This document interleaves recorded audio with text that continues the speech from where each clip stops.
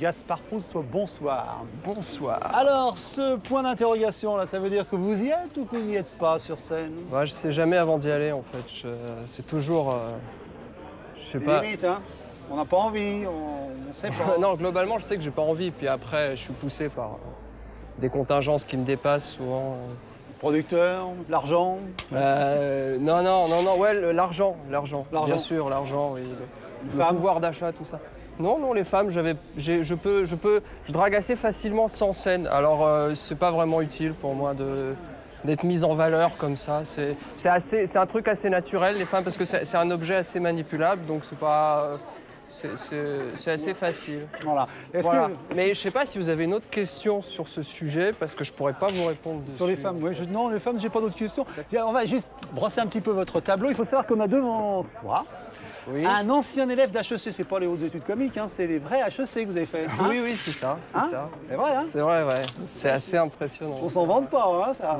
Non. Non. En plus, alors, pour continuer à charger le tableau, vous avez travaillé en Suisse, vous avez fait de la gestion de patrimoine, c'est-à-dire vous avez aidé les gens à planquer leur argent. Oui, j'ai défiscalisé du français, oui. Voilà, hein.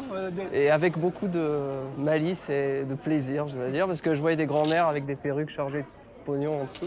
Ouais, ça rend cynique ou quoi? Ça rend ambitieux? Ça rend quoi, ça? En fait, le truc, c'est que moi, je connaissais la vie déjà avant mes 30 ans, donc du coup, vous voyez, j'ai pas été surpris parce qu'il m'attendait dans le monde réel. Ouais. Ça est rarement une surprise, le monde réel, je trouve. Ouais. D'ailleurs, dans votre spectacle, on trouve des traces quand même.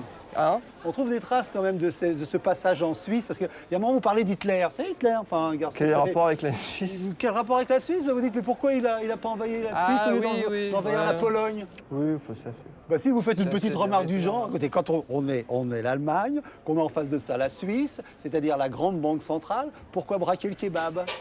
Alors là, C'est pas ça? vous avez réussi à vendre ma vanne sans Oui. trop la niquer, en Oui, fait. oui, mais c'est bien ça, non? C'est assez incroyable, parce que généralement, les animateurs n'ont pas ce talent-là. Oui. Et vous sortez du lot, du coup. Hein, ça. Oui, en tout cas, bon, enfin Hitler, c'est un des personnages, il y en a beaucoup, parce que tout à l'heure, comme ça, vous commenciez à parler des femmes, et vous n'aimez pas qu'on dise que vous êtes misogyne. Pourtant, je ne sais pas comment on pourrait penser autre chose en voyant votre spectacle. Non, mais après, je vais devenir sérieux. Alors, je pense que c'est important, cette émission littéraire. Vous voyez, L'étranger de Camus, vous l'avez lu, n'est-ce pas? Oui. Bien. Alors, la première phrase, c'est Aujourd'hui, maman est morte, Bon, n'est-ce pas? Alors, tout le monde dit que c'est quelqu'un qui n'aime pas sa mère. Est-ce qu'il aurait commencé le roman par cette phrase-là si vraiment il s'en foutait? Donc, je pense qu'il faut faire un petit rapprochement qui n'est pas forcément évident comme ça sur le coup, mais qui est très intéressant quand on y réfléchit bien. Oui. Bon, en tout Bon, cas, alors... Oui. Alors, je vais revenir un petit peu parce que, mesdames, là, ils se défendent de misogynie quand même. Quand vous parlez des femmes et surtout de l'amour, vous parlez quand même de l'amour dans ce spectacle. Vous parlez des relations sexuelles entre... Oui, oui. Oui, j'en quand parle, même. ouais. De façon extrêmement poétique. Oui, non, parce que en fait, je sais pas, j'en parle trop parce que c'est vrai que pour moi l'amour, ça se résume à une phrase. Pour moi, l'amour, c'est, en gros, hein, je schématise, c'est un plan cul avec des bisous dans le cou. Hein, c'est quelque chose d'assez, voilà, vous voyez, il y a une réaction, c'est vrai, il y a toujours une part de vérité, oui. Donc ça se résume un peu à ça, je sais pas.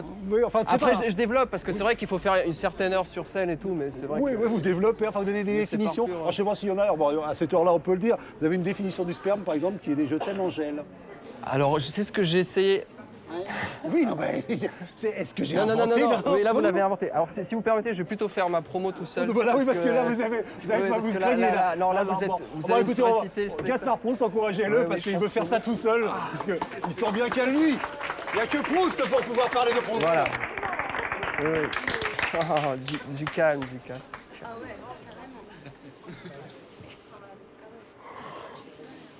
Arthur Rubinstein, grand pianiste, bon, à mon avis largement surévalué, hein, c'est un peu le Julie Lescaut du piano.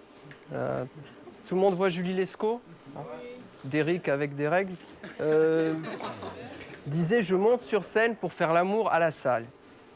Alors, c'est pas du tout mon cas. Pas parce que vous n'êtes pas séduisant, hein, je veux dire, dans la pénombre qui ne l'est pas, mais vous avez remarqué que j'ai une élégance, une grâce comme ça qui est loin d'évoquer spontanément l'univers du déglaçage au foutre. Alors le foutre, j'explique justement, parce qu'il a très mal vendu son truc, Piccoli, c'est du je t'aime en gelée. Voilà. Alors pensez-y lors de la prochaine fécondation in bucco, je pense que c'est important. Hein. Je m'adresse surtout aux femmes. Parce que je suis quelqu'un d'assez lucide. Hein. Enfin, je sais que vous attendez de moi que je vous fasse rire. Mais bon, enfin, vous avez vu ma tronche. Je veux dire, Moi, si je me mets dans la rue avec un panneau « J'anime vos soirées », c'est pas... Mais c'est un avantage. Hein. Quand on me demande ce que je fais et que je dis que je suis humoriste, on me dit jamais « Fais-nous un sketch ». On me dit « Ah ouais, humoriste » et ça marche. À quoi je réponds avec mon inimitable sens de la répartie. Est-ce que j'ai l'air d'être en fauteuil roulant? Alors, il y a peut-être des gens en fauteuil roulant. Moi, je veux pas les accabler. Hein. Je trouve ça très bien. Elles, au moins, dans un stade, elles ne seront jamais soumises à la dictature de la hola. Est-ce que tout le monde voit ce que c'est une hola? Enfin, vous voyez ce double salut nazi socialement acceptable. Alors, évidemment, je pars du nazisme, tout le monde n'est pas calé. Hein. Le nazisme, comment vous définir ça? C'est comme un meeting de Ségolène avec des idées. Vous voyez? Voilà. Mais je vais pas... De toute façon, je ne cacherai pas que je ne voulais pas faire humoriste. Hein. Moi, à la base, je voulais faire prêtre. Mais non, vraiment. Mais bon, comme je suis trop timide pour aborder les enfants. Et, je suis désolé de vous imposer ce lieu commun hein, qui associe de façon un peu trop régulière pédophilie et enfance. Parce que, ah oui, non, mais en fait, en vous parlant comme ça, il me vient une idée, c'est que le monde souffre aujourd'hui d'une chose terrible qui est le cynisme, je trouve. Tout à l'heure, à la sortie, j'ai vu un clochard, enfin, qui était là avec une pancarte comme ça, j'ai faim. Enfin, vous voyez, c'est vraiment, j'ai faim. Et j'ai vu la même personne le matin avec la même pancarte, tout ça, j'ai faim. Alors je l'ai regardé et je me suis dit, mais cet homme-là pense qu'à bouffer.